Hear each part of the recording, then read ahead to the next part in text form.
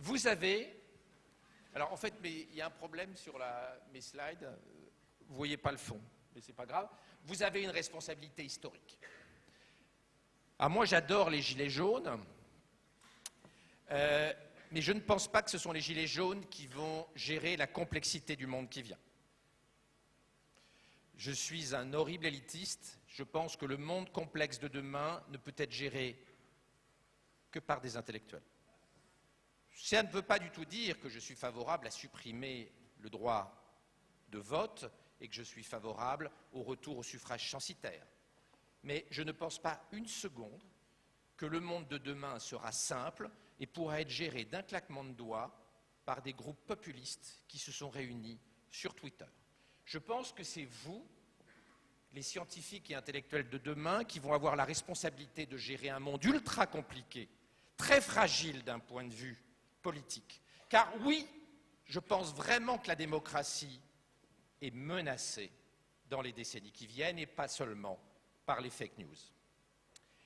Nous rentrons dans le troisième capitalisme. Le premier, c'est celui de Venise, le capitalisme marchand.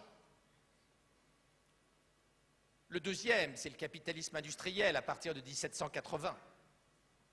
Et aujourd'hui, nous rentrons dans le capitalisme cognitif, celui des technologies transhumanistes, les NBIC, du big data, de l'intelligence artificielle et de la robotique.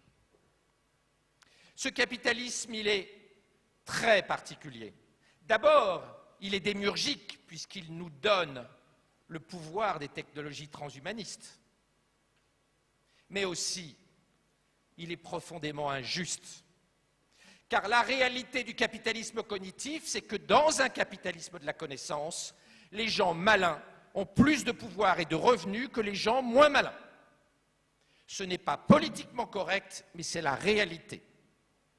Et si on veut m'expliquer que les gens moins intelligents que l'intelligence artificielle seront millionnaires en dollars en 2040, je ne serai pas d'accord. En revanche, vous, dans cette salle, vous allez vivre un âge d'or. Et nous devons créer une société inclusive et trouver le moyen d'éviter qu'il y ait un gigantesque gap.